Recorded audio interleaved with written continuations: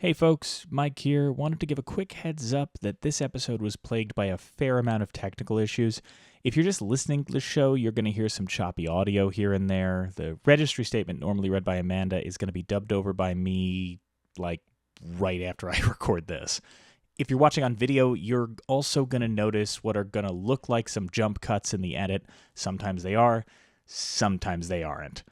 Going to do my best on my end to make this come together as seamless as possible, but my apologies to you guys if it's a little rougher than usual, and my apologies to our terrific guest, Dr. Will Dodson, whose great insights are hopefully not too impeded by technical difficulties on the back end. Thanks for your patience.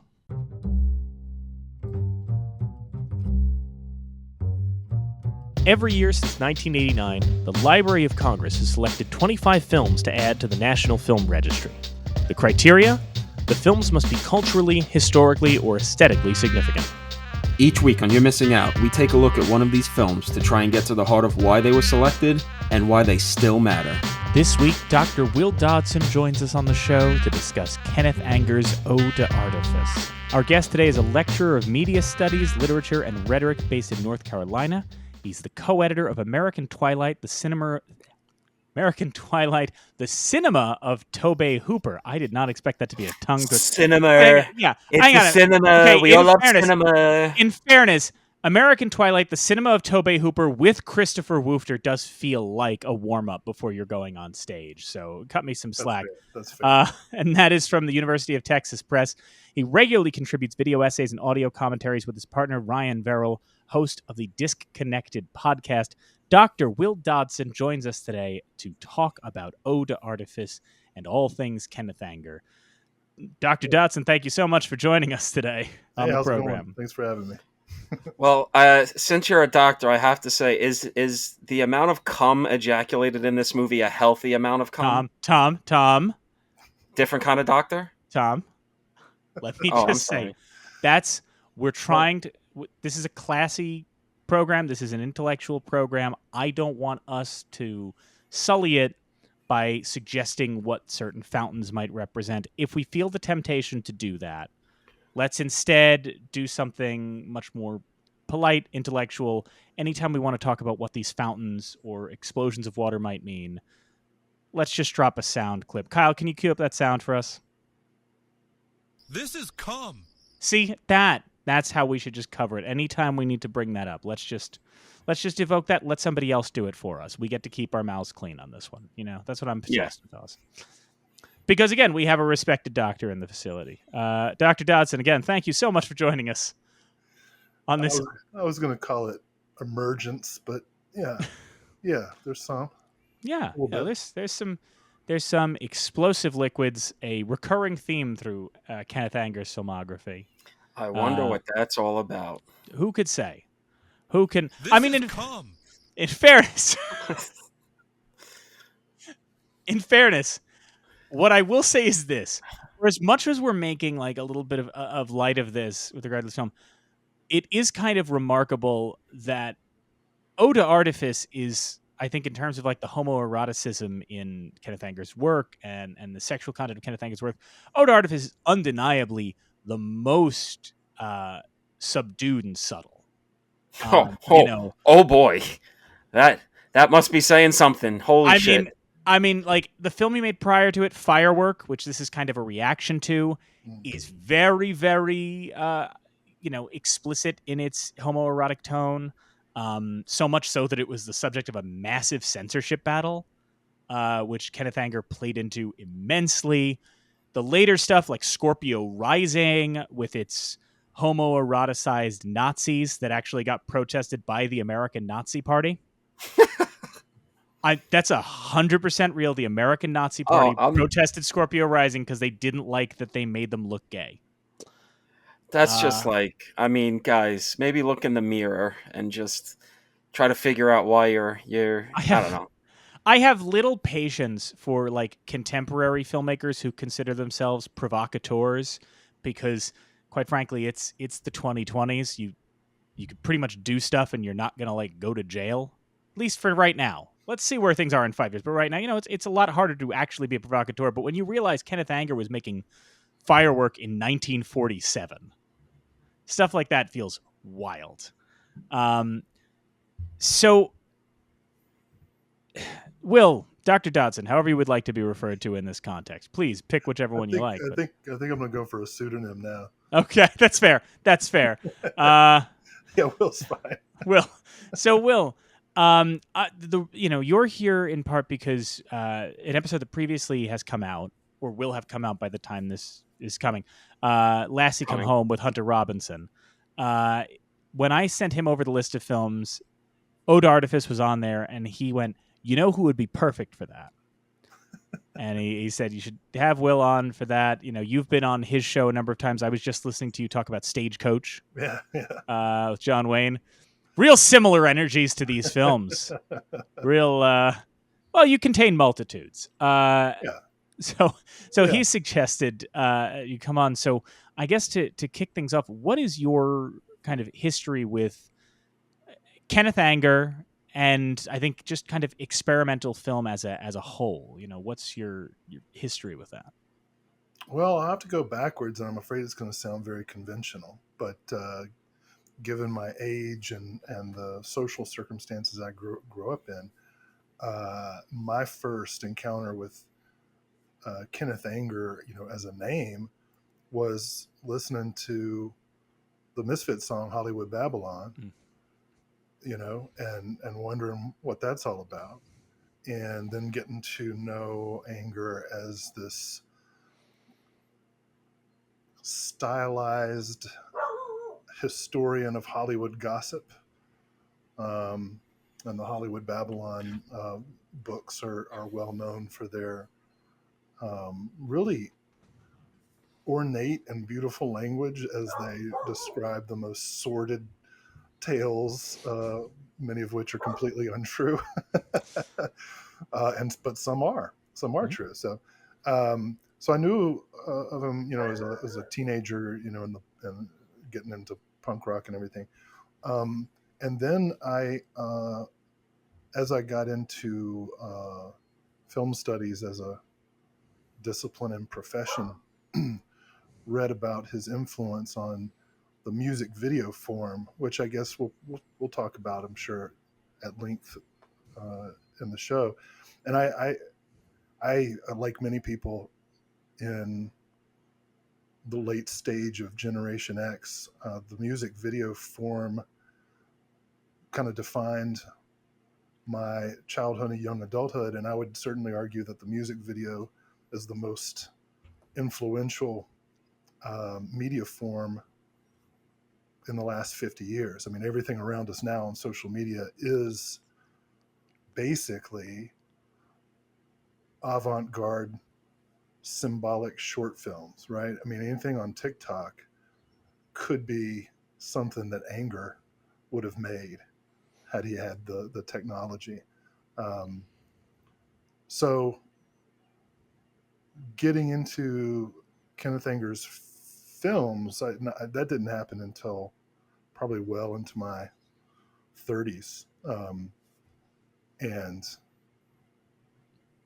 I don't really, I don't watch them for fun, but I watch them for, I've seen most of his stuff, and I'm really interested in his formal experiments, and really I'm almost more interested in the discourse around them, right? Like what everybody's written about them and how they've influenced people like John Waters and Derek Jarman and all those guys.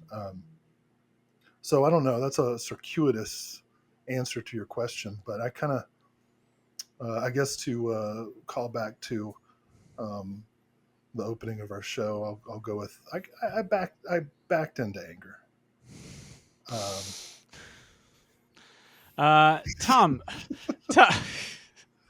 Tom, what is, I mean, I obviously, like, listeners of the show are pretty familiar with your kind of history or lack thereof with experimental cinema, and I know you were not, when we did our reaction episode.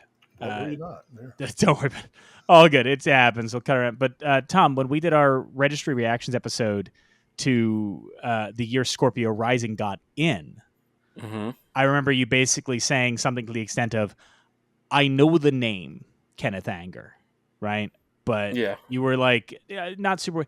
So what sort of prior to us sitting down to do this, what was your knowledge base of Kenneth Anger? Like what before you sat down and watched a Kenneth Anger film, what did you know about him? What did you expect it to be in a way?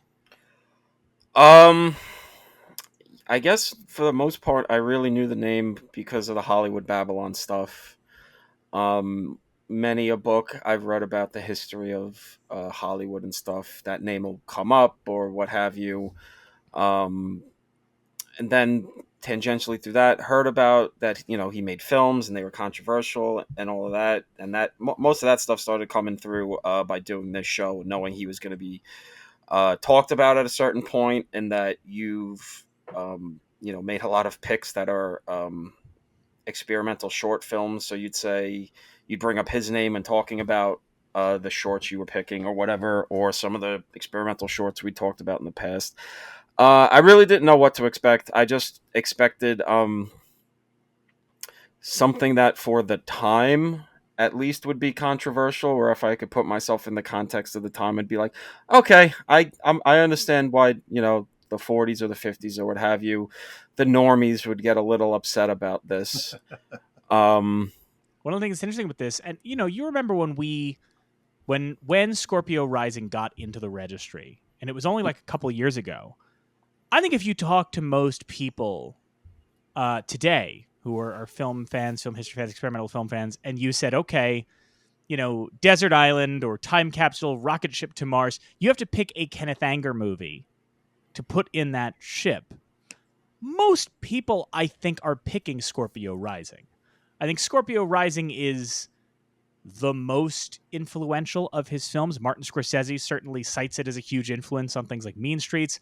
David Lynch undeniably sees it as an influence because, well, Blue Velvet pops up in Scorpio Rising. There are so many people influenced by Scorpio Rising. And so I was shocked, A, that it wasn't in sooner. And then to kind of sit down and look and know, like, well, all the way back in the, fifth year of the registry, they made it a point to pick a Kenneth Anger film. And they go with Eau d'Artifice, which is, I mean, and I don't know about, in your reading, Will, but I in mine, about when people talk about Kenneth Anger and his career, I find that in a number of times, Eau d'Artifice gets sort of like glossed over. I find that often you see people going like, well, Firework caused this huge controversy, and this is all about homosexual urges and dreams and all of the stuff. And then he made a film that, the rabbits, the rabbit film that he didn't finish until the 70s. And then he was in Tivoli Gardens and made Eau d'Artifice, which is like he met, Fellini actress. And then he came back and he did Scorpio Rising and, Pleasure Dome and all of these other films. And so I suppose I found myself looking at this a little perplexed in some regard. So much so, rewatching it a couple days ago, I realized I thought I was going to come on here and say that the first Kenneth Anger film I ever saw was Scorpio Rising. I was introduced to Kenneth Anger through some interview with John Waters. I was very into John Waters in high school. And not to say I'm not now, but just like that was when I was like, oh, who is this? And diving into it. And Waters mentioned Kenneth Anger, and I had sought out some of his stuff. And what I realized, I had thought my first film was Scorpio Rising. Rewatching it, I remembered I had actually encountered Kenneth Anger's name earlier, before the Waters interview. Went to seek out something of his, found Eau d'Artifice, and sort of just went, at the time, not picking up on any of the subtext or anything because I wasn't familiar with who Kenneth Anger was. I just watched this film set to the Four Seasons of a person in a fancy dress walking through a garden, and I'm like, yeah, this looks pretty, but like, well, winter specifically. Yeah. And seeing like, well, this is like, a very surface level reading of it and kind of had put it out of my head. And only when I went back later and saw his more on the surface provocative films did this one sort of unlock for me more. Like when I understood the person making the movie, I was able to find a lot more in it than I think I had when I was watching it just kind of knowing nothing about Kenneth Anger himself. Yeah, I don't know that I'm enough of an expert to say this definitively, but in terms of my watching and reading, I feel like this was kind of a pivotal point in his expression of interest about the occult and magic and stuff. It's really becoming more and more of his focus. And I don't want to pick a bone necessarily with your all's obsession with ejaculate, but other readings of the film suggest that the water is reminiscent of urination, because the film kind of started out as a piece about the Cardinal Dest, the occult, the occultist, 16th century occultist, and allegedly that cardinal was into pee play. So Of course. there may be a confluence of fluids in this, symbolically, I mean. And those and urination plays a large role in a number of Anger's films as well. Yeah. They're kind of quite frankly, you're dealing with, when you're looking at Kenneth Anger's films, he's expressing, the gay underground of mid-century America, where I'm not suggesting everybody was doing everything, but like that was a space where things like, leather and water sports and all of these other things, they were all like everybody was around. When you're in the underground of society, you don't really get to segment yourself in that way. You're exposed to a lot of these things, and there's all this kind of confluence there. I think you're right in regard to talking about his connection with occultism and that whole Aleister Crowley, Thelema religious idea, which Anger would claim he was exposed to Crowley's ideas when he was like 11 years old or something. That's probably not true, in that one of the difficulties we're going to have in talking about Kenneth Anger is that a lot of our biographical information on Kenneth Anger comes from Kenneth Anger, and most of it's not true. He was a fabulist, if ever there was one. He claims that he was in the 1930s, A Midsummer Night's Dream. Mickey Rooney disputes that. Basically, we kind of have to take everything Kenneth Anger has said about his life with a grain of salt, which makes it tricky. It doesn't mean that what he said is untrue, but it does mean that It's he's mythologized. also and he will give. I've read a number of interviews with him where he will give different answers, to the point where I have, and we'll get into it in our discussion, but I have pulled one interview where I basically was like, this is the one that I can verify. This is the one where it's been repeated enough and it's factual enough that I can kind of trust that this is true. And I like that. I like that about him and about anyone who's able to gain that amount or gain that sort of foothold in their public persona, to be able to spin the narrative of one's life into themes and stages, as opposed to the banality of the day-to-day and the boringness of facts. I mean, whatever you think of Anger as a person, his particular self-mythology, falsehoods, fabulisms serve this, well, I mean, not to simplify it, but one of the many things that his public persona does is kind of serves this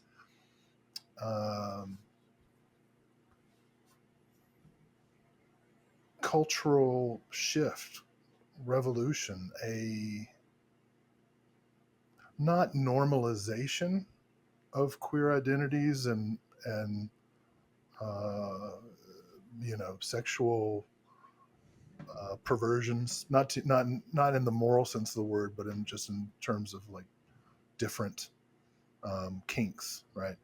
Not normalizing them, but announcing them and bringing them out of the shadows and saying, this is how life not just is, but can be if you let it.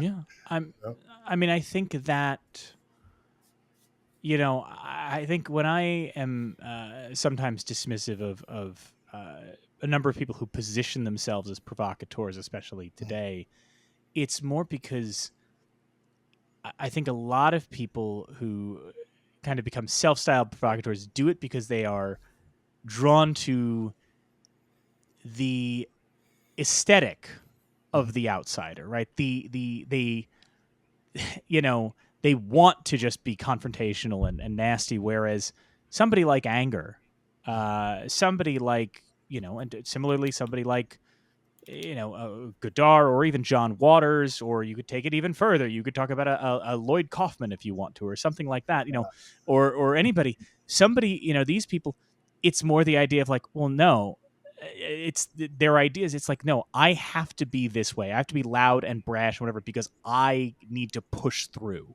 Mm-hmm. It's not, it's not done out of purely aesthetic choices. It's like, Kenneth Anger was brash and confrontational and all that because he had to be, right? John Waters is, not brash in the same way as Anger, right? But John Waters was doing what he was doing because he had something to communicate. And, it's for them, it's a thick skin they've built up rather than a costume they put on, and I think that that's what kind of makes that, I don't want to say more legitimate or anything, but it makes it feel a little more earned in a way. Well, it is more legitimate because the kind of shit you're talking about the guys today, these self-proclaimed provocateurs, is that they are putting on an act, that it's commerce based, that they, how many times can you see on Instagram or Twitter people making jokes of just like, oh, if you take like a stock photo of a guy that's just like doing this and then put canceled above it or something, it looks like a Netflix comedy special. Like, anytime these guys get into some sort of trouble, it's just, oh, well, you just don't like me because I say it like it is. Oh, you guys are just trying to cancel me because you don't like the truth. You're all a bunch of woke, sissies. And it's just like, all right, man, you just kind of told a bad joke about Chinese people. Like, you're not actually like deep or like, Yeah. like you okay. All right, you made a movie where Joker got raped. That doesn't mean you're like It's like a also, serious artist. it's Well, also, dang, spoiler, I haven't seen that yet. Don't. oh, you haven't seen one of my favorite films of last year, Joker Folie à Deux? I missed it somehow.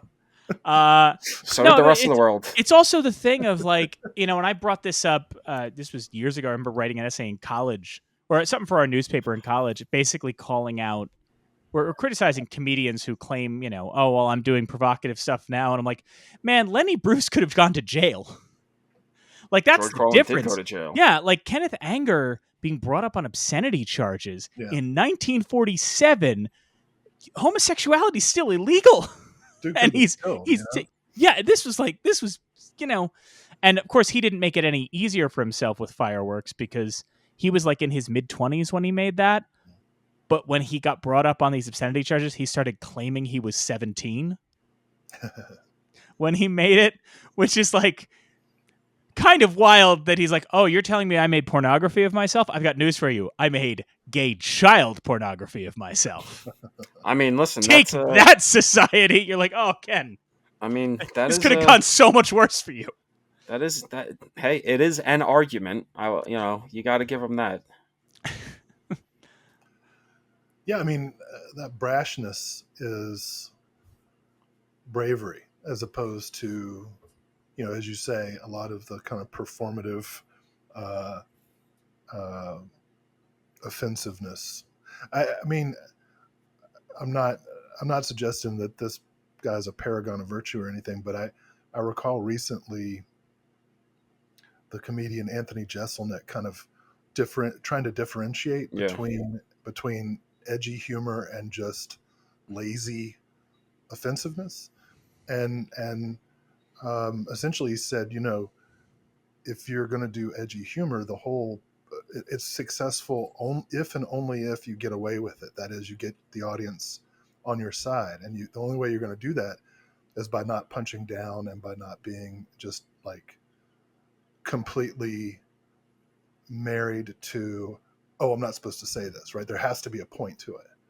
And if you don't get away with it, then it wasn't edgy. It was just a bad. failed joke, a crass joke, right? And I thought that was a good point. I thought he put it pretty well. And he's a guy who some of his jokes don't make it, right? But like he's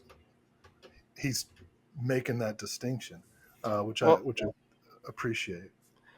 Well, it's you try to think about the modern landscape of stuff, right? And how more likely than not, you wouldn't be able to get a Kenneth Anger today in America, at least, because we've kind of stopped letting psychopaths make movies, or at least are on the verge of letting maniacs stop making movies. But also, like, a lot of the cultural mores have kind of been crossed already. It's weird where, like, in a way, the most provocative movies being made in America are when Disney's like, Snow White's a Latina now, and everyone's just like, oh no, oh, what did you do? No, and you're just like, really, that's getting you guys mad? The only real Angers of the world, man, honestly, are not in this country. They're like Iranian filmmakers and people like that are like literally making movies with the threat of jail and getting jailed or getting killed or whatever. Like, America has, I guess, become so subsumed by the capitalistic nature of cinema that an Anger can't exist. Well, I think it's that, but I think it's also, I think we've also, listen, we've made great strides in terms of free speech. Kenneth Anger is a huge part of that. The court ruling. Kenneth Anger, gets this court ruling for Firework about this idea that just depicting homosexuality on film is not inherently obscene. Mm-hmm. And that's a huge, huge thing. We, throughout the 50s, 60s, 70s, we were making huge, huge strides for the idea of free expression in America. And I think to that degree, like, there just aren't, there aren't that many lines still to cross. And I don't mean that to say that we're a totally, free speech country by any stretch of the imagination or anything to that degree, but it is something where, like, at most now you'll make something and you'll either generate internet controversy or you won't, right? We're not in the position that we were, I mean, the reality of it is there are still things you could do as an artist to be provocative today, but you would, the reality of it is even under the circumstances that we are presently finding ourselves in, America still largely positions itself as a liberal democracy in its approach to things. To be provocative now, you're not challenging the maybe Eisenhowers of the world, right? To be provocative now would be pushing back against our collective common sense of decency, which, would mean making films about subjects that people don't really want to talk about at all.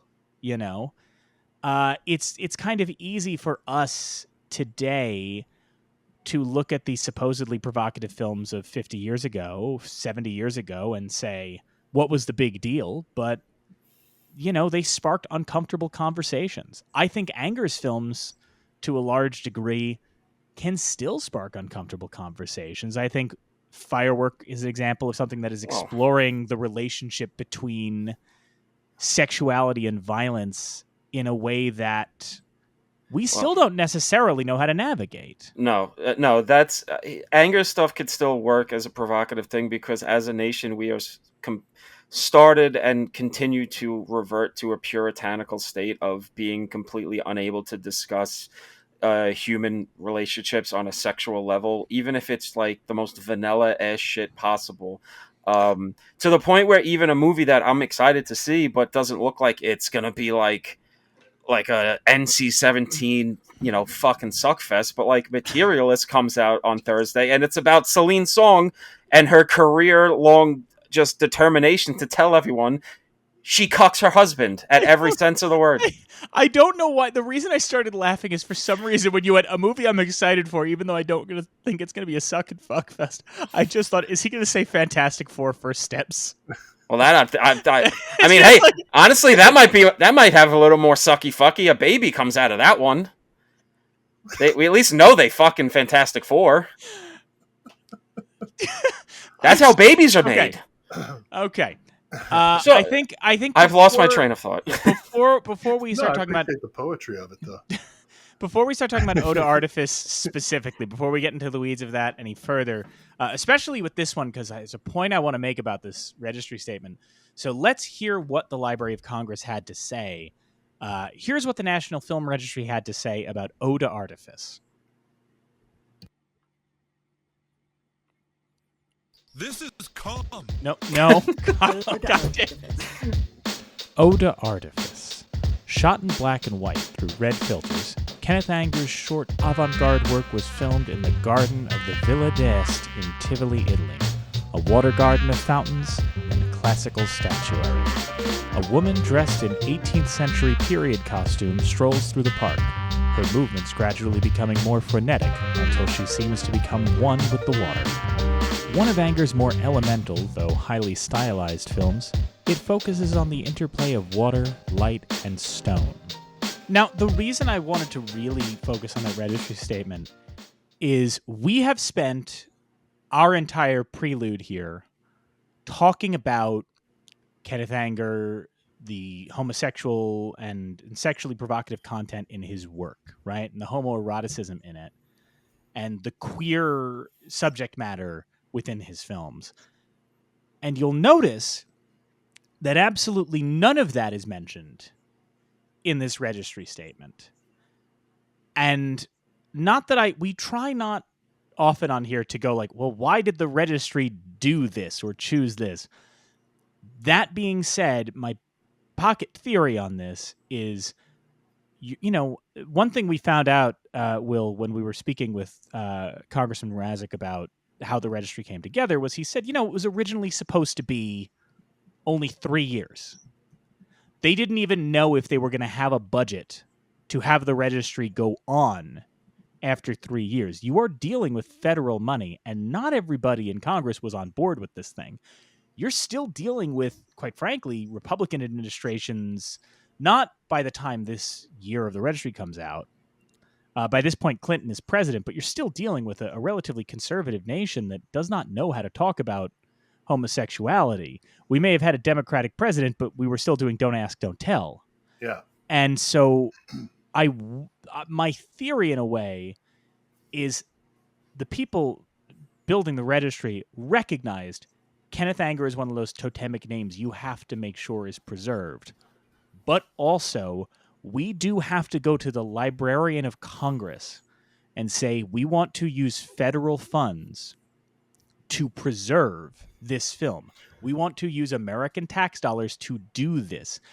We are not that far away from when Tongues Untied ran on PBS and people protested that their tax dollars went to fund that, right? We are in like the piss Christ era. Conversations around public funding of the arts when it deals with transgressive and queer subject matter is very much on the tip of people's tongues. And I do think to one degree or another, there might have been a thought of like the queerness of Ode to Artifice is much more below the surface than some of these other works. Yeah. We can probably get away with this one in a way that we would not be able to get away with a Scorpio Rising. Well, you're absolutely right. And I'd love to give an illustration in case people have forgotten this history to kind of put some social context around it. So Ode to Artifice was added in 1993, right? And I just want to remind people that in the year 1997, Ellen DeGeneres, on her incredibly popular sitcom, Ellen, April 30th, 1997 was the broadcast of the Puppy episode, and that's the one where she came out as lesbian. Tellingly, that episode starts with a dream sequence that's not, completely out of the avant-garde arena of style. But in that episode and in the subsequent season before the show was canceled, at no point did Ellen kiss another woman, hold another woman's hand, go out on a date with another woman. All she did was say she was gay. And before that episode aired on ABC, they ran a viewer discretion advised. And after the episode, both Ellen and Laura Dern, who played Susan, the woman who encourages Ellen to come out, got these huge backlashes that hurt both their careers for quite some time. Billy Bob Thornton, who was also in the episode, suffered zero repercussions. Billy Bob. He could skirt past anything. Yeah, he's untouchable. That's 1997, right? And then, how many years before Brokeback Mountain? Brokeback Mountain's what, 7. 2005?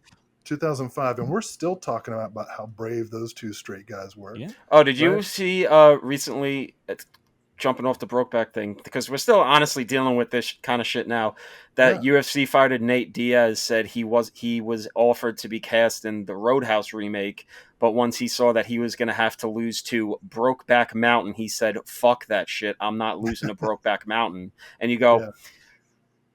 Boy, howdy, are the doctors really going to have their hands full when they check your brain out, boy. Good grief. Yeah, the whole macho culture still prevails, and certainly is part of the discourse now in 2025. You think back to the fight for marriage equality, and it really wasn't until Vice President Joe Biden came out in support that Obama reluctantly came ahead. And I can't remember who the activist was, but this is relevant to Anger too. I mean, all this stuff we're talking about was way less radical.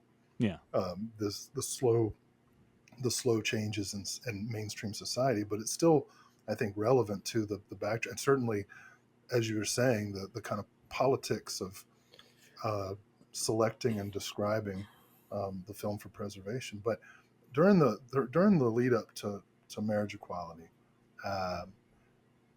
I can't remember the name of the activist, but he was being interviewed, and some journalist, I'll put that in quotes, was asking, what do you say to the progressives, the people on the left who say, you're going too fast, you should fight for civil unions instead of marriage, blah blah blah.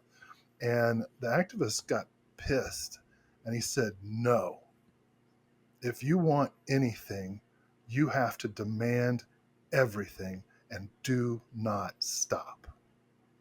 And I forget the name of the guy, but I'll never forget what he said. Because you look at the filmography of Anger and all of the other, activists, trailblazers, artists, musicians,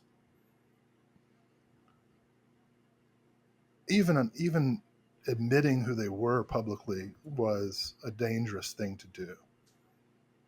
And so whatever you think of, any individual as a person, their missteps, their flaws, this is the kind of radical activism that goes far beyond the social media age of cancellations and do-betters.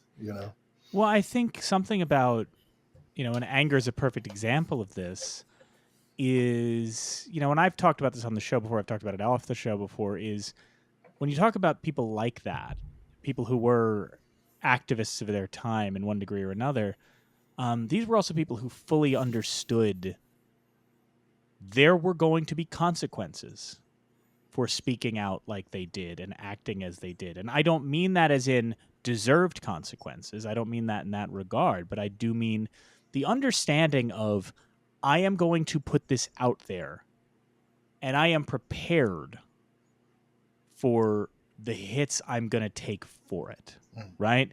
Kenneth Anger was defiant when he made Fireworks and the courts came after him and he got the obscenity charges and all of that.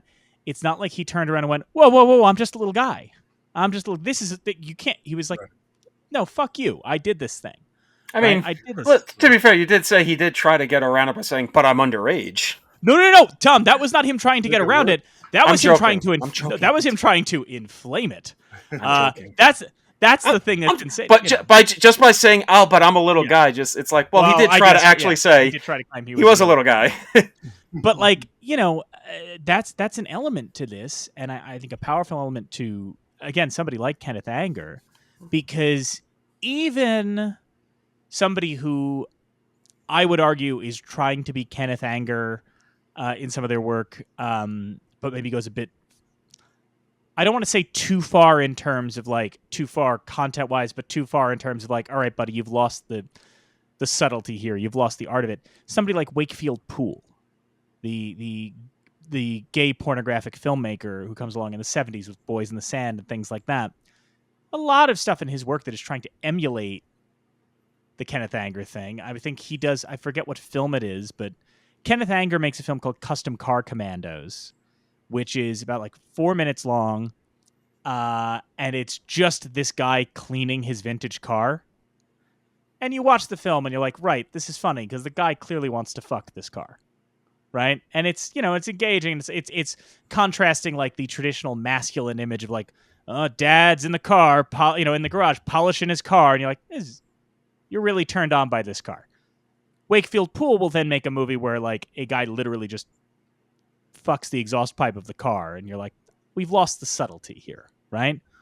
But also, even though it was the 70s, and there were still, I'm not going to pretend the 70s were, the freest time, but there was at least a market and an understanding of if I'm making gay pornographic films, they're going to play in gay pornographic theaters to a gay audience. There's somebody for this. Whereas when you look at Kenneth Anger making something like Fireworks or any of this in 47, there's no air quotes safe place for this to screen.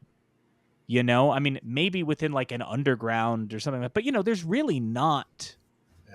Yeah. You really didn't get college campuses showing underground films until the early 60s, right? Yeah. So this, And, that brings us specifically, I think, to Eaux d'Artifice in terms of not only because Eaux d'Artifice is in many ways a reaction to Fireworks. Fireworks is a lot more on the surface about its homosexual subtext, but also, I mean, the title Eau d'Artifice is probably a play on words for faux d'artifice, meaning fireworks. Yeah, it is. And it's, I'm sure we all came across this, but that Scott McDonald, the critic, was suggesting that they are in conversation and that Fireworks is about repression of his homosexuality, whereas Eau d'Artifice is an embrace of it. It's also a film, I think, that is trying to explore the concept of, I would say maybe the concept of the male gaze, as we often put it, not the male gaze in terms of the way that we objectify women, but what it feels like to be leered at in that way. The way that he's filming these statue faces and these stone faces ever glaring, it could very well be, at least in my reading of it, there is something to, especially in that time, it's true even now, but especially in that time, I suggested before, when you're in the underground, there's not really segmenting, right?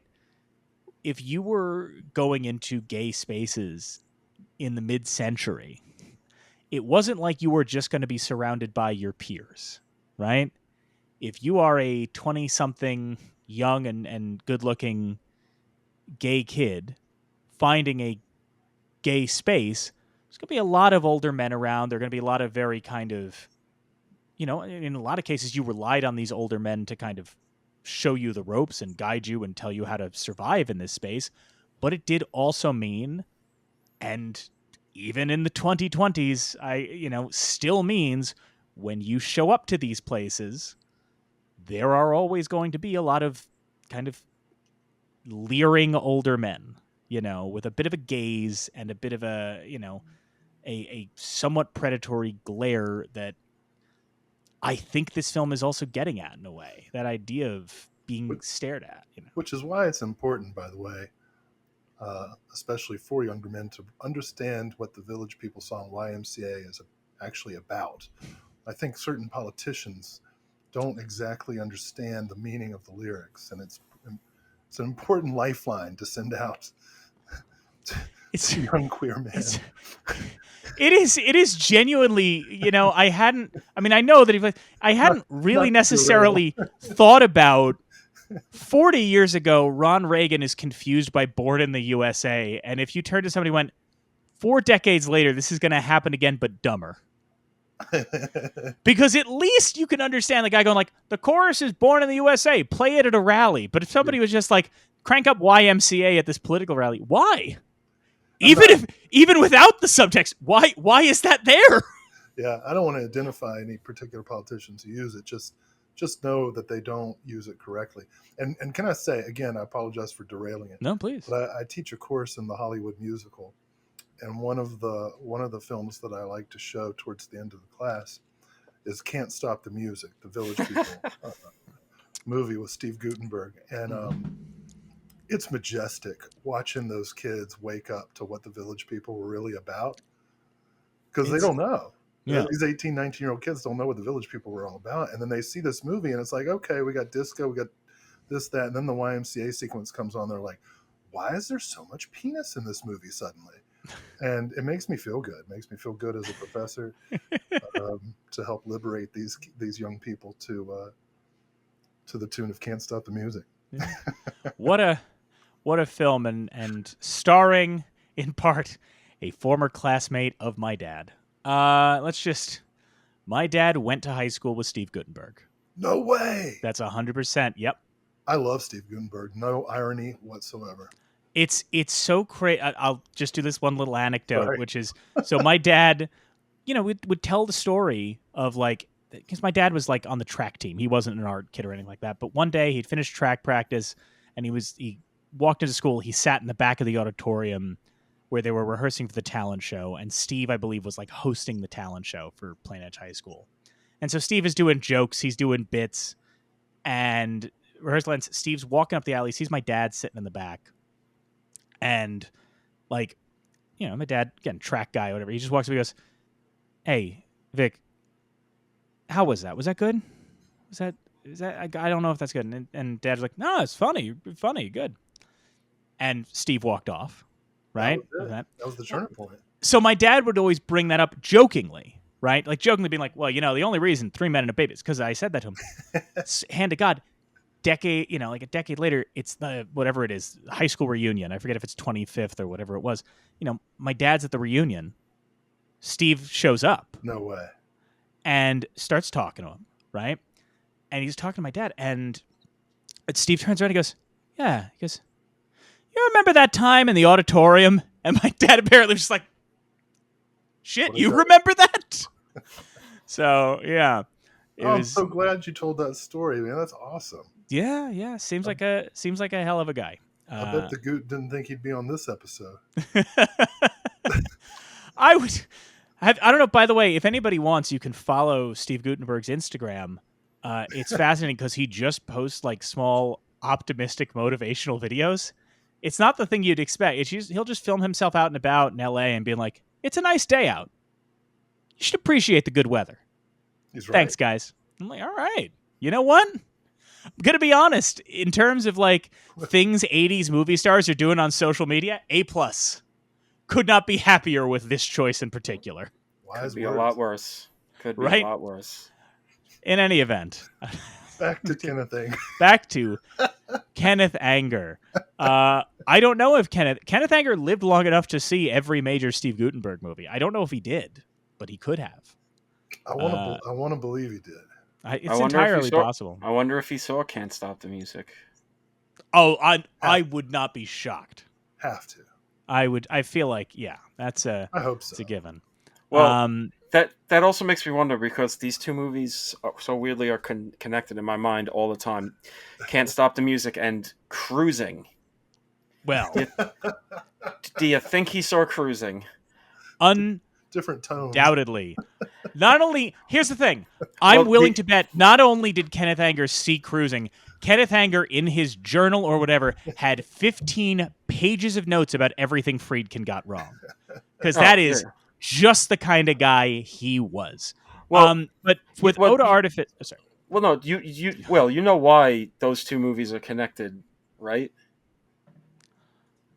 What are you getting at here? No, because when those two movies were filming in New York at the same time, and protesters were going to the city to protest the filming of Cruising, but they kept ending up at the shooting locations of Can't Stop the Music, they got the wrong gay movie.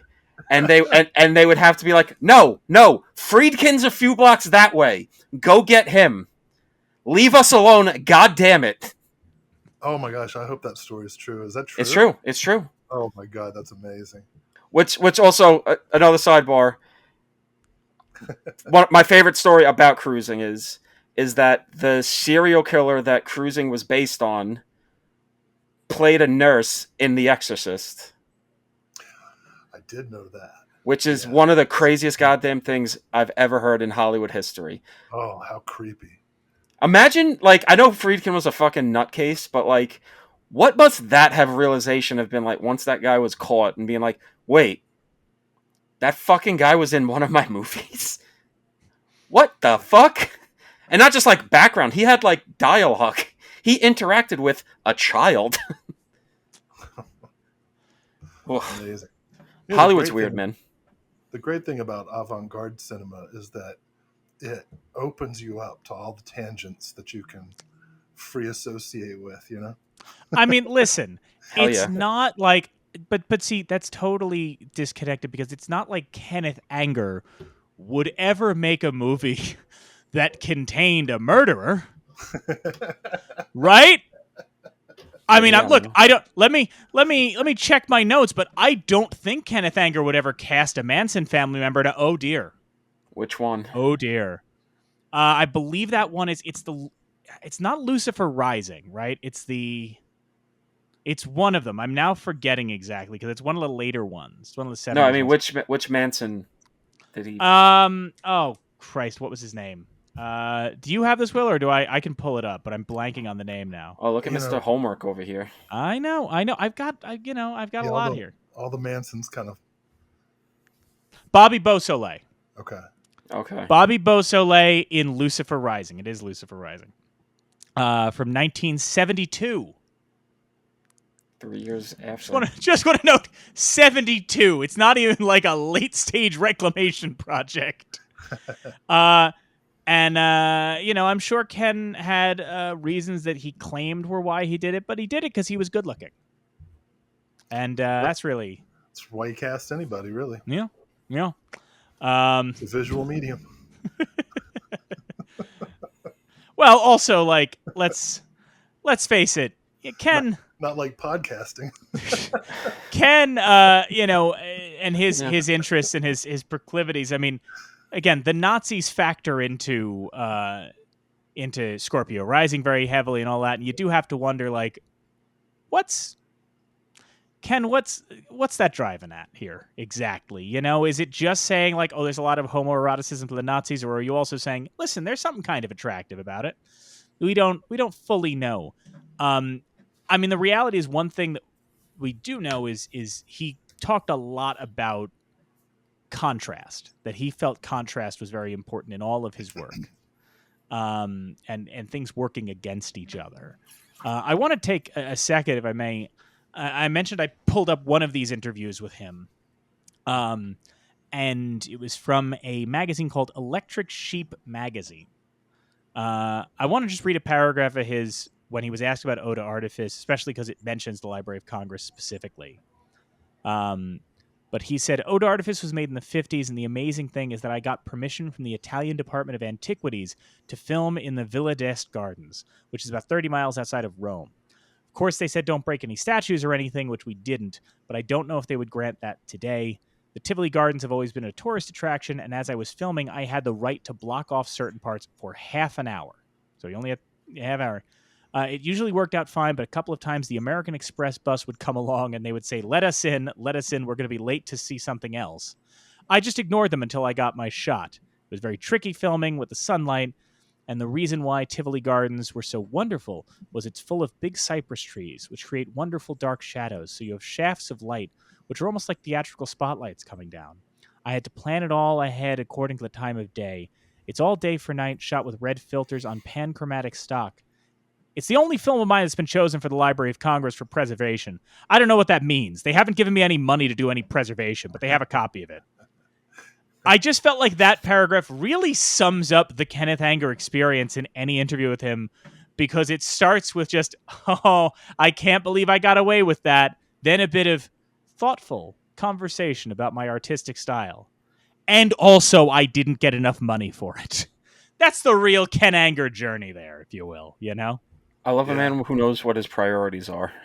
The other thing he brought up in there that I thought was interesting, he talks a little bit about the lady who stars in the film, which he was introduced to by Fellini. Apparently, when he was in Rome, Anger met Fellini while he was in Rome, and Fellini suggested the actress. Of course. And, you know, the reason Kenneth Anger wanted a shorter actress was to make everything else around her look larger. He wanted the sense of scale. And he's asked in this interview, why? And he said, I don't know if you're familiar with a famous etcher, an artist named Piranesi, who did these wonderful etchings of Rome and the Tivoli Gardens and several other things as they were in the 18th century. But he changed the perspective on everything. For instance, he has a coach and a chair and carriages in front of the ruins of the Colosseum, but the horses are the size of dogs, so everything seems much more grand. It's grand enough as it is, but even more so when you reduce the human scale. He did the same with the Tivoli Gardens, using small figures to expand it in a dreamlike way. So I tried to capture that by using as a reference a small figure. You can see when she comes down the stairs that her head is actually at the level where a human adult hand should be, holding onto the balustrade. So it just changes the scale and it creates a kind of dreamlike feeling. The reason I thought that was interesting is, you know, we're talking about experimental film in a general sense, and nowadays I think the term experimental film is used as a catch-all for anything non-narrative, right? Or anything avant-garde. They call it experimental. And I think that that's not the best label in terms of, like, when we talk about whether it's Stan Brakhage or Kenneth Anger or any of these other, you know, experimental films, Maya Deren, right? When we talk about these artists making experimental films, the word experiment is quite literal. It's very much filmmakers going, can this be done, right? What can I do stylistically, visually, or thematically that I haven't seen people do on film, or at least I haven't seen them do it in the way that my mind is going. So more so than just being provocative, it's also the way that Anger's working, thinking of like, well, I saw these etchings. How can I translate what this artist does in etchings to the medium of film, right? And I think that that's an important element to Anger's work too, because, you know, Will, you alluded, and I'd love to get into this, talking about the influence on the music video, the influence in the way that he edits, the way that he uses music. In this, the way that he uses Vivaldi's orchestrations to create a roadmap for his editing. You know, he's editing to the music as opposed to what we're, I think, especially at that time, very used to, which is like the film is cut and then we score it, you know? Yeah, that's key.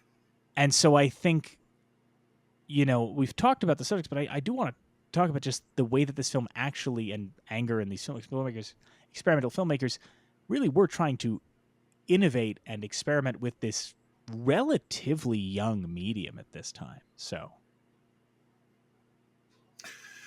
yeah, those as we were kind of preparing for in the lead up to this show, I looked at a lot of those Piranesi sketches and was just blown away. Right, it's 18th century sketches, and then looking at the film. So it's the winter movement of the Four Seasons, right? And it gives that.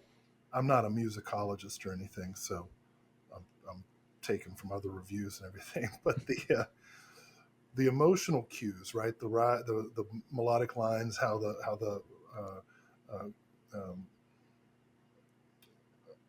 things kind of rise and fall in terms of the propulsive movement as this tiny figure is going through and under and next to all of this flowing water, which by the way was all gravity, right? Like the gardens, everything is constructed so that the water flows through natural gravity rather than any kind of electricity or machine. And one thing in particular that I thought was, and Anger talked about this in the commentary track for it, that beautiful shot of Carmilla walking down the steps that are flooding with water was actually an accident. The drains had clogged and the water had overflowed onto the steps that day. And it makes it look like the steps themselves are soft, like clay, right? Which gets into the whole magic theme that he's into, the transmutation. That's really the key magical element, transmutation of one element to another, which, of course, certainly fits into the overarching theme of the liquid is symbolic of, as you also eloquently put it at the beginning of the episode, release. Right? So you and the la petite mort, right? The little death, the moment where the boundaries of our bodies kind of open up, right? To one another, hopefully one another, sometimes just one, or sometimes more than one, more than two, sometimes it's a free-for-all, as Ted Nugent would say. Come on, we're all film nerds here. It's never. Let's be real here. Let's be honest. Anyways, point being, and then he shoots it through this infrared film, through a deep red filter, which gets this really unearthly blue tint. Yeah. So all of these objects are kind of melding into and out of the flowing water. Transmutation, the almost celebration of, I don't know, an open identity, an acceptance of oneself. I don't know. Like, in some ways one of the great successes of revolutionary artists like Anger is that three guys who look like this can sit around talking about it without, I'm just going to assume based on your appearances that none of us really understand what it felt like. I could be wrong. You know what I mean? Like, I'm coming at it from a point of view that I don't necessarily understand how that feels, right? I've always been able to express any queer element of my sexuality however I wanted to. Yeah. Well, that's listen, the thing. We're Italian. Grew up Catholic. Repression is a part of our. This is fair, but our genetics. No, but I mean, like, it is this thing of, like, I think on that idea and that expression, I think, and it's true for a lot of spaces, but like in queer spaces now, and listen, I was born in 1990, right? So even I find myself sometimes when I'm talking to younger people who occupy, let's say, queer spaces, I find myself going, "Is that what we call it now? Is queer space? Is that what we?" Oh yeah, we didn't use that. No, you weren't supposed to use that word back then. Not at all. And quite frankly, that's. I get corrected all the time. Right. I'm like, thank you for updating me.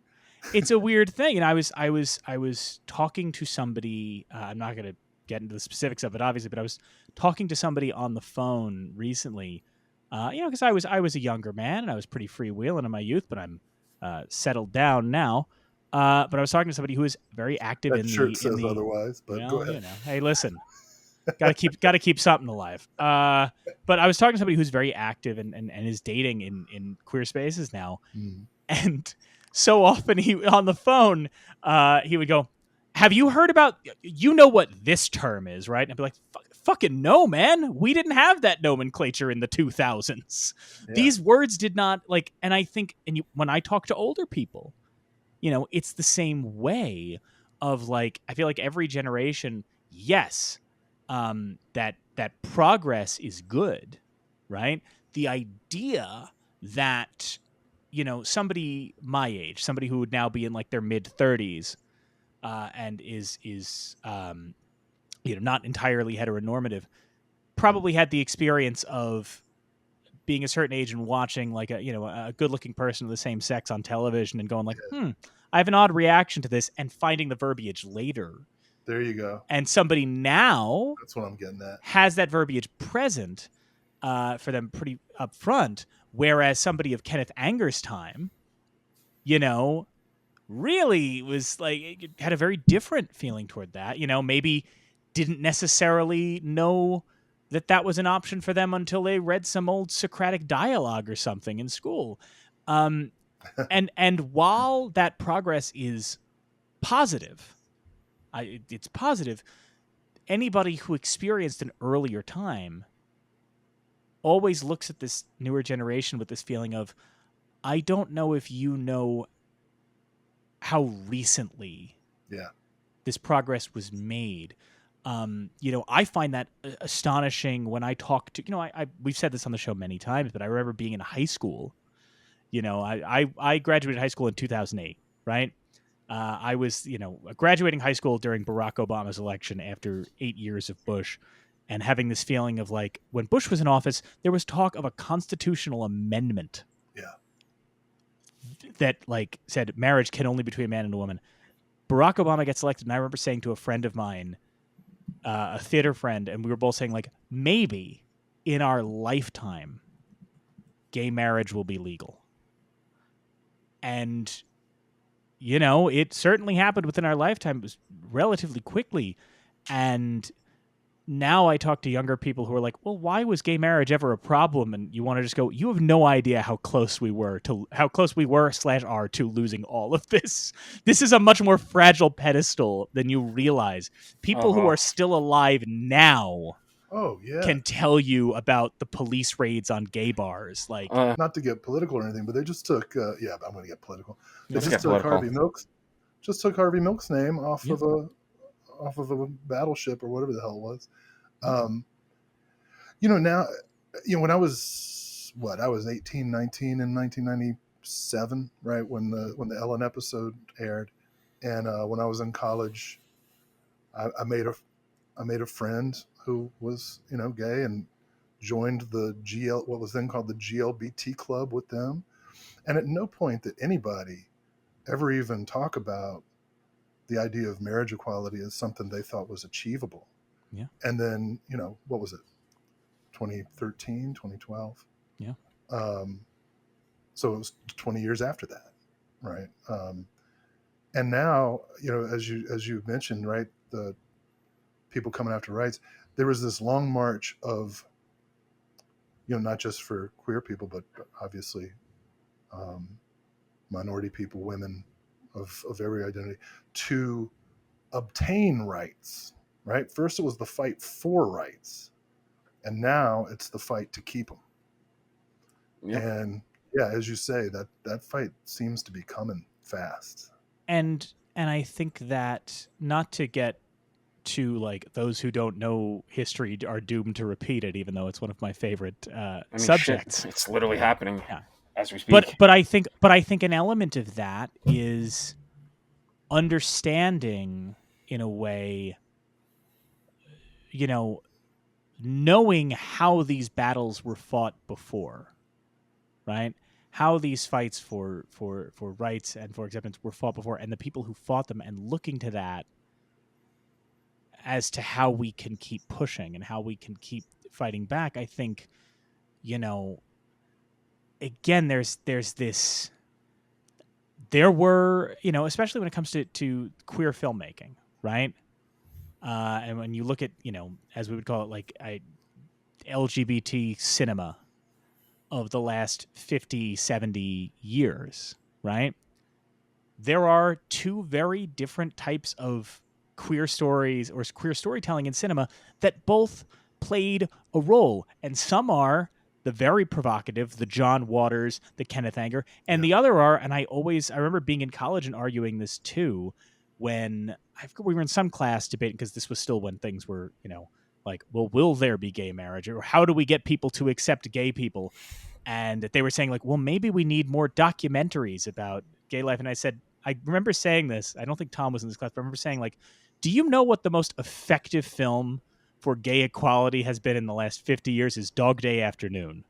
Because your angry conservative uncle watches a man rob a bank to get his partner gender affirming care, and your conservative uncle goes, "Fuck yeah, get that money."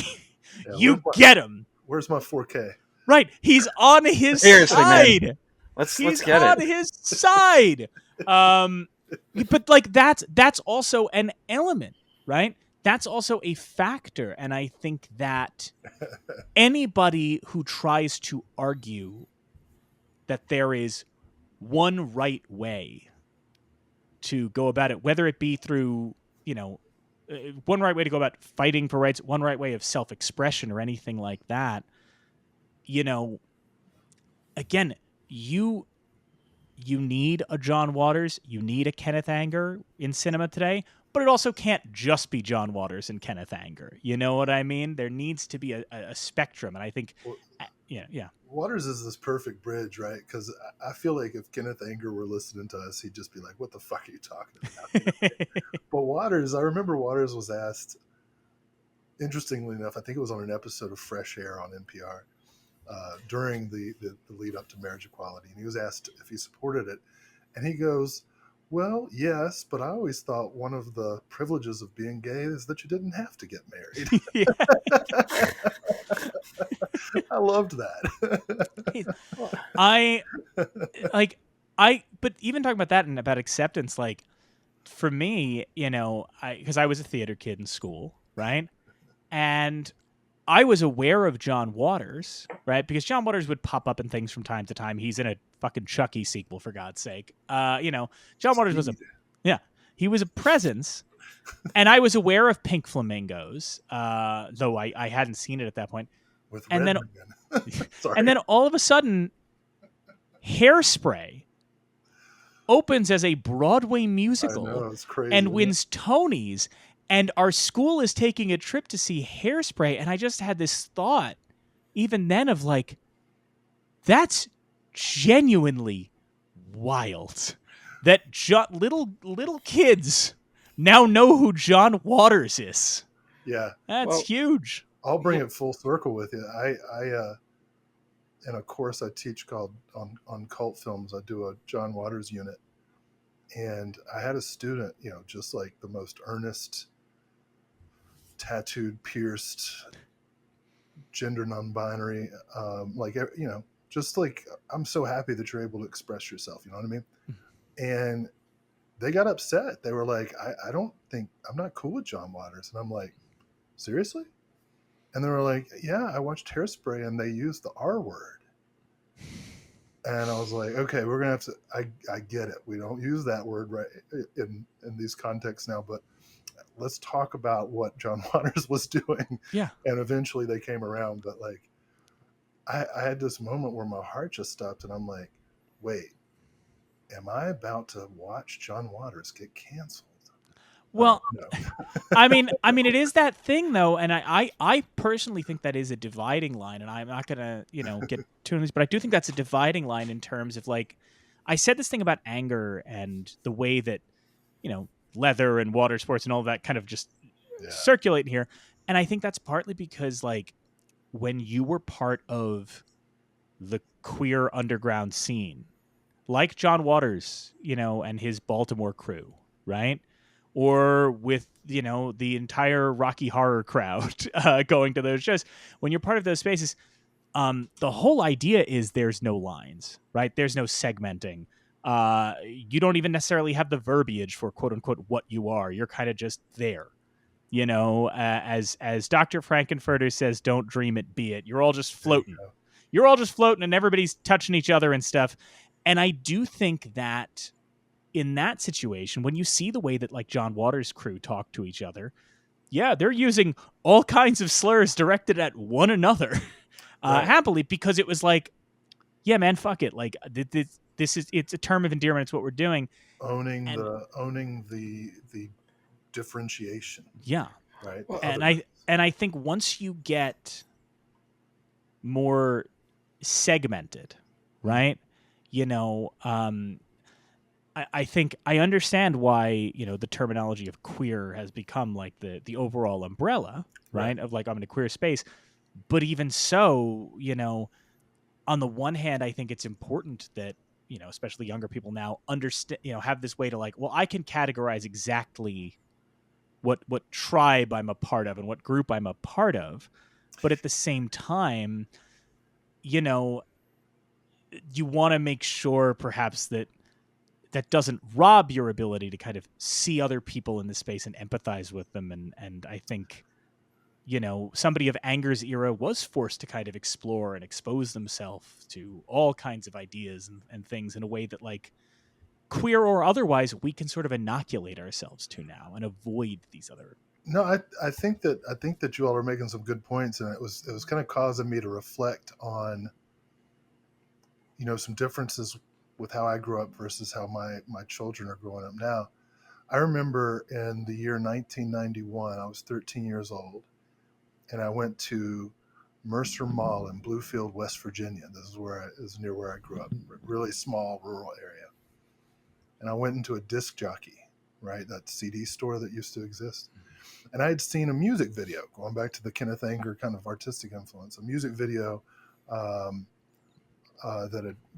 had come on late at night, and I was like, that song is really good. I want to check out this band. So this is the first CD I ever bought. My Life with a Thrill Kill Cult, Sexplosion. I had seen the video for Sex on Wheels.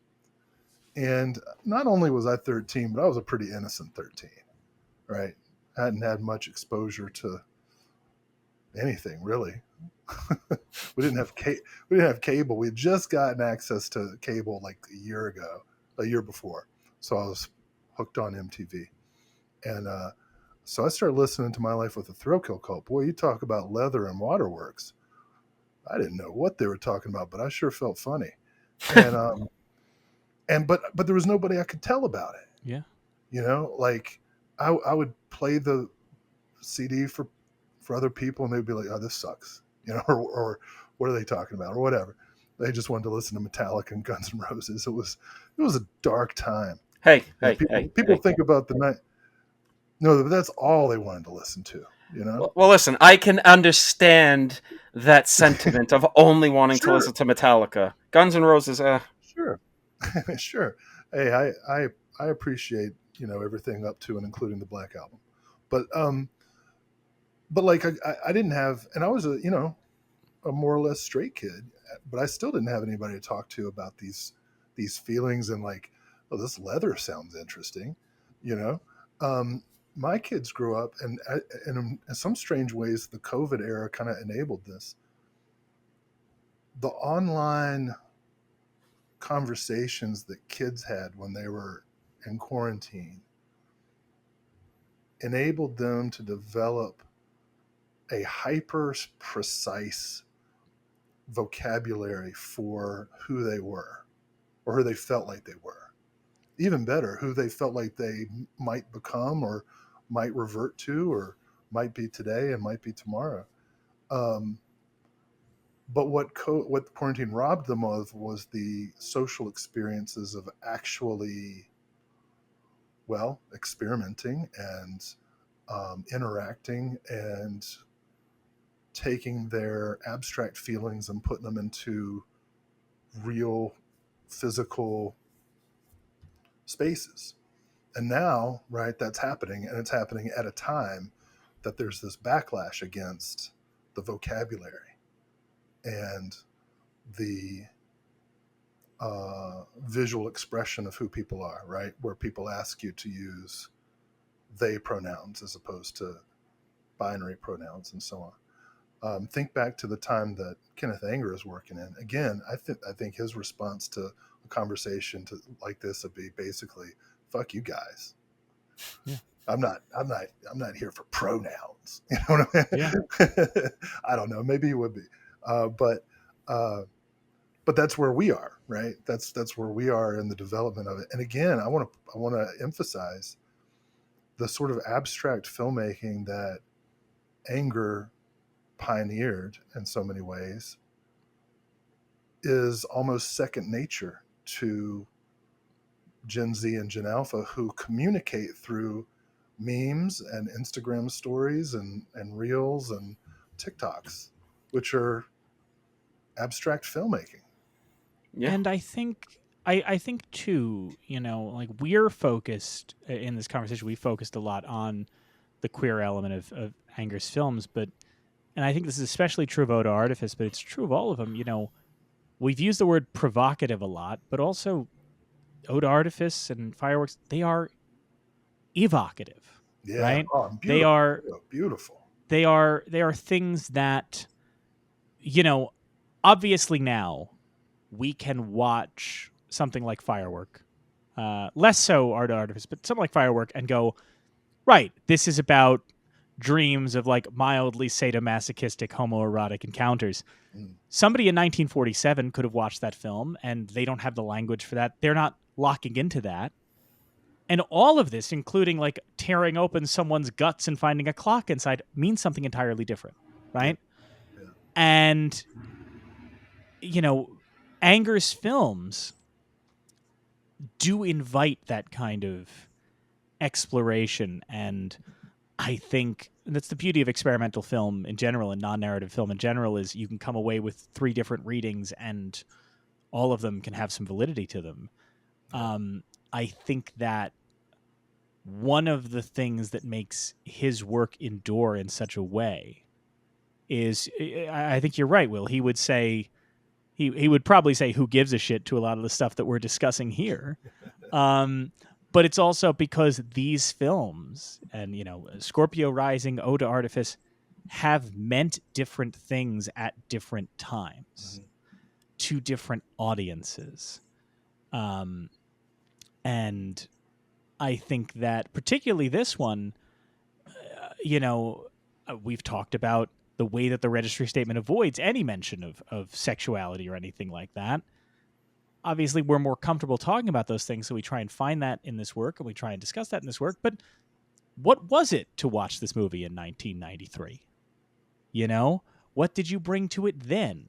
What were you reacting to then? One of the things you touched on, Will, is that idea of, you mentioned Le Petit Mort, but also the idea of mortality in general, of just being around these old statues, is something that has been explored in future decades by everybody from, what Fellini is doing in La Dolce Vita to something like The Great Beauty about 10 years ago, which is very much the idea of looking at all of these giant statues and going, I'll be dead soon. Like that's, not to reduce The Great Beauty to that, but that is kind of that odd feeling of like, Italians are a morbid people. I get it. Yeah. We are. Yeah. This is true. It's not just come, it's also go. Yeah. Oh, we come and then we go. Life is so fun, but then we die. And again, as Tom and I have said on the show many times, we Italians, we don't always live the longest. And also our doctor goes, you could probably live 20 years longer if you just, cut out some of the meat. And we go, absolutely not. Absolutely not. I'm dying with my boots on. Is there anything else we wanted to touch on as we? Yeah, you know what? I would love to share in the liner notes of the sadly now out of print Films of Kenneth Anger, Volume 1. Anger did liner notes for these films, and with Eau d'Artifice, he included a quote, Khalid Khan from The Heart of the Matter.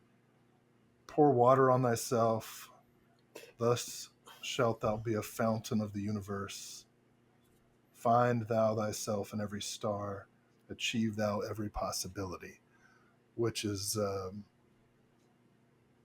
certainly a sentiment that can apply universally, but in terms of the sort of queer identities that we've been talking about, it's apt, right? A different context of saying "be like water," you know. So yeah, this is giving me a lot to think about, honestly. Winding down. Sorry, just a quick thing just because I've been thinking about it, and Will talking about the use of music and the music video elements and whatnot, using the music to sort of influence the filmmaking itself. I just think it's pretty funny that there is like a direct lineage of like Kenneth Anger, Sergio Leone, Martin Scorsese, Tony Scott, Michael Bay, Edgar Wright. You're just like, huh. Sometimes these influences can really go off in very wild tangents, can't they? Because who would have thought Ode to Artifice would end up leading to the Don't Stop Me Now sequence in Shaun of the Dead? Well, I mean, that's one of the other interesting things, by the way. Ode to Artifice, in contrast, is Scorsese talks about the influence of Anger with Scorpio Rising and being like, oh, in most of Kenneth Anger's films, he's using copyrighted music that he doesn't have the rights to. Mm-hmm. Which I'm just going to point out, if your filmmaking legacy was routinely using material that you didn't have the rights to, I'm not calling out anyone in particular. I'm just saying if any filmmaker made their career using copyrighted material they didn't have the rights to, perhaps their estate shouldn't be so quick to copyright strike anytime anybody uses a piece of that filmmaker's content, is all I'm saying. It feels a little bit odd that they're that overzealous. Anyone. That could be anyone. I could be talking about anyone. But Kenneth Anger used copyrighted music in most of his films. Ode to Artifice is the only one that, the only one I could think of that uses music that was actually in the public domain. It's like seeing, and it is odd going through a lot of his other films and hearing like these 50s doo-wop songs, and then you go to Ode to Artifice and it's Vivaldi. But winding down, as we always do, could be a real easy one. Tom, how do you think Ode to Artifice did at the Academy Awards that year? Oh, God. Thank God I'm wearing a hat because I need a thinking cap for this one. I'm going to take a shot in the dark. Just a pure guess. 0. Yeah, that'd be correct. It could have been nominated for Best Live Action Short One Reel that year, just based on its length, where the nominees were Christ Among the Primitives, Herring Hunt, Joy of Living, We Water Wonder, which could also have been a title for Ode to Artifice, and the winner, Overture to the Merry Wives of Windsor. Now, normally I try and watch these. I could not find 3 of these. They're impossible to find. But I have seen Herring Hunt, which is about just a herring hunt.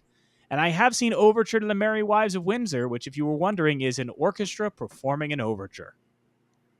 Bold. Just to get a sense of what the short film landscape was like in the mainstream while old Kenny Anger is doing this. And for context, the Best Picture nominees that year were Julius Caesar, The Robe, Roman Holiday, Shane, and From Here to Eternity. So again, it's good in the back half. The year that people are going to see the biblical drama The Robe, Kenneth Anger is screening Ode to Artifice. Just really a special little contrast there. Will, thank you so much for joining us. I really appreciate you coming on to do this, taking a shot, and talking about some Ode to Artifice and a lot of just the entire totemic thing that is Kenneth Anger. I really appreciate it. I couldn't imagine a better debut. Well, we hope you will join us again in the future, possibly with less bodily fluid factoring into whatever next film. I mean, you almost have to assume it's going to be less. We have to assume. Unless it's the Zapruder film. I mean, but anyway, but even still, this is Bonnie Blue levels of fluid. Yeah, this is. But Will, thank you so much for coming on. Do you have anything you want to plug? Anything you want to let folks know about in these final moments? Oh gosh, what is this? June 2025. Check out the upcoming Deaf Crocodile release of the Lithuanian rock opera The Devil's Bride, for which I contributed a video essay with my partner Ryan Verrill. It's a great film, as should be obvious by the way I just described it.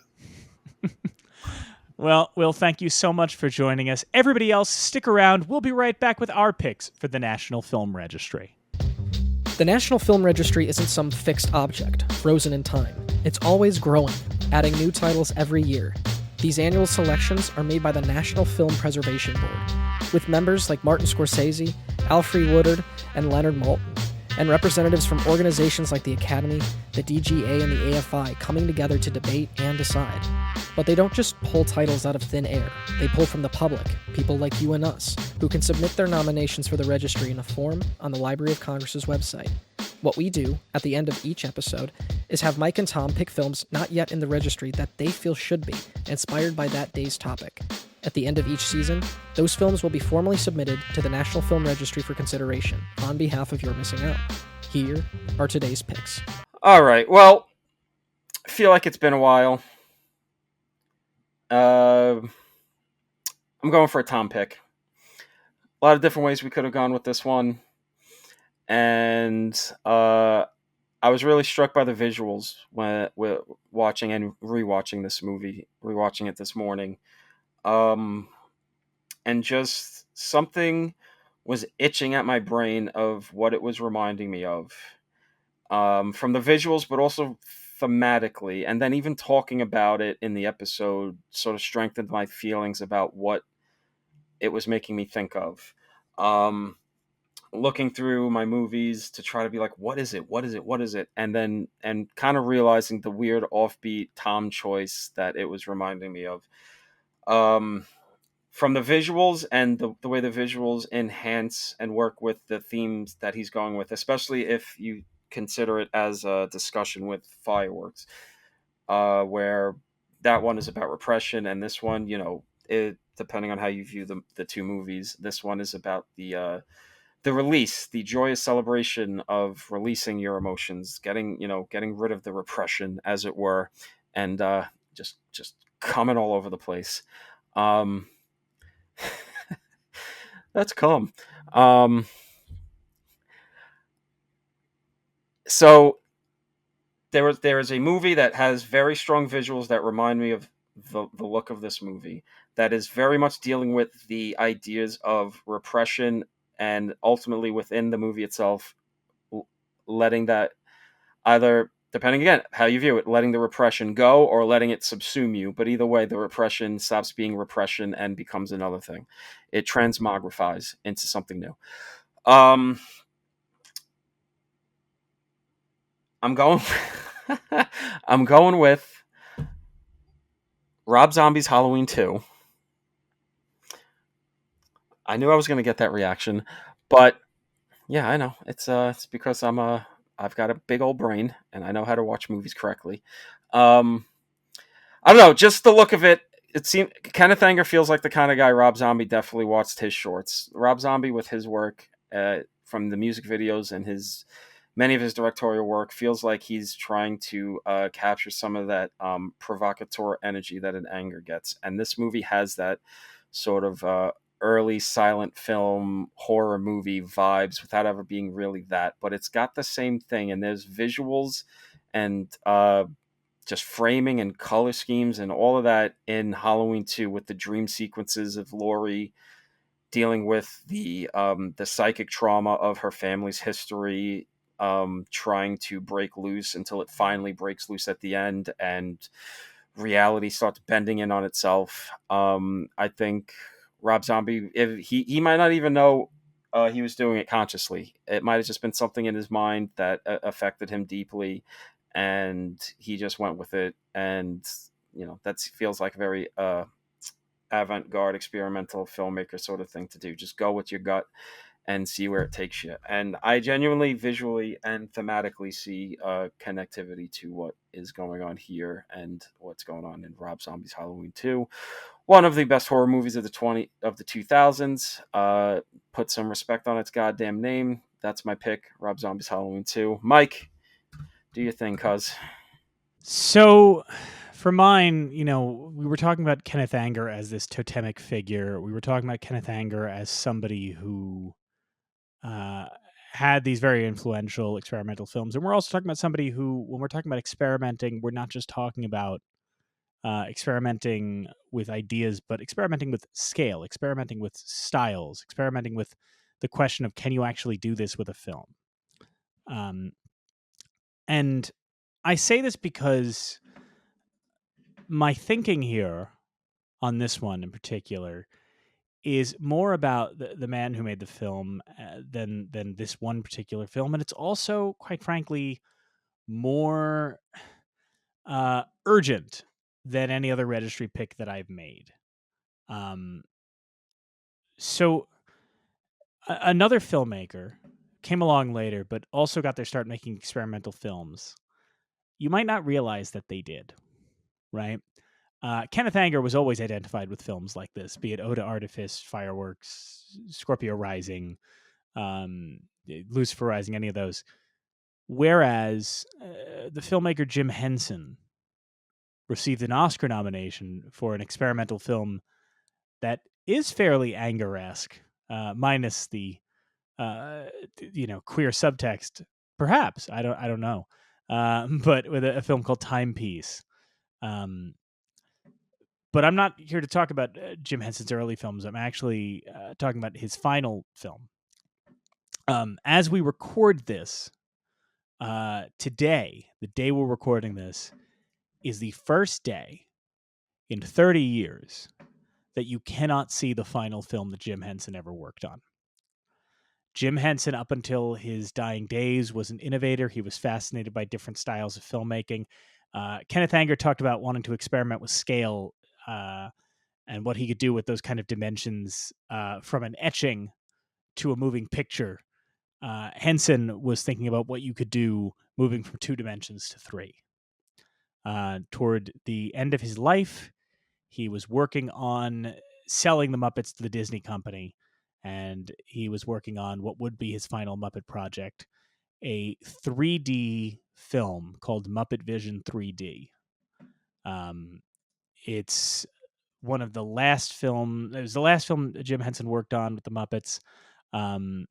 It's not the only person from the Muppet team for whom it's their last film. It's a hugely important work in Muppet history and in film history in general, I would say. It was a theme park film that opened in Disney's MGM Studios on May 16th, 1991. It was also for a short period of time in their California park, but it was playing continuously in Walt Disney World in Florida from May 16th, 1991 until June 8th, 2025, when they decided it should be replaced with some Monsters Incorporated thing. When we talk about the National Film Registry, when we talk about what it exists to do, it's not just an honorary. It's not just you're important, now you're vaulted. It's also the idea of something being preserved and being preserved so it cannot be lost. Preserving Kenneth Anger's Eau to Artifice is to make sure that a copy of this will always exist. And right now we are dealing with a very real issue of a film that cannot be seen. It now is just cannot be seen. You can watch YouTube rips of it if you want, but you're losing some of the effect. I know that the company said they were doing something to try and preserve it, but we don't know how that is or what that's going to entail. And so I just feel like from another kind of totemic and an iconic filmmaker, one of their works is now going to be lost if we don't fight for it in some way. And so this is maybe the most urgent call I've ever made on the show. Muppet Vision 3D is not only my nomination for the National Film Registry, but I implore people, if you are submitting anything to the National Film Registry this year and you have an extra slot on your list, this is a very real thing that we could lose. It could legitimately be gone forever. So Muppet Vision 3D is my submission for the National Film Registry. Next week, Bella Zadenberg returns to the show to discuss His Girl Friday. Is that there's such a difference between how she treats Ralph Bellamy's character versus Cary Grant's character, where, like, yes, the entire film they're talking at breakneck speed, but then, like, when she talks to Bellamy, it's slower because he also talks a lot slower. When she's with Walter or when she's with any of the other newspapermen, it's always just so quick and rapid, and that seems to be her the space where she feels the most comfortable. You're Missing Out is a production of Neon Night Media. It's hosted by Mike Natali and Tom Lorenzo. The show is produced by Kyle Lampar and edited by Mike Natali and Kyle Lampar. More information about our hosts and guests are in the show notes. Thank you to Amanda Rush for our social media, and all of you for checking us out. If you're listening right now or want to take the show on the go, every episode is available as an audio podcast. Follow You're Missing Out on Spotify, Apple Podcasts, or wherever you get your podcasts. If you like what you hear, please leave a review and a rating. It helps folks find the show. Want to watch the show or watch some of the films along with us? Great, that's why we're doing this. Don't leave us alone out here. Check out our YouTube channel. We've got video versions of every episode, uploads of some of the National Film Registry titles we're discussing, commentary tracks, and live streams. And once a month, I'll be uploading some content that's exclusive to the YouTube channel. So be sure to click subscribe and hit that little bell to be notified as soon as new stuff goes up. Because, let's be fucking real, I ain't sticking to a goddamn schedule. So thanks for joining us, and we'll see you next time. And we'll see you next time. And you'll see us next time, because we don't watch you, you're watching us.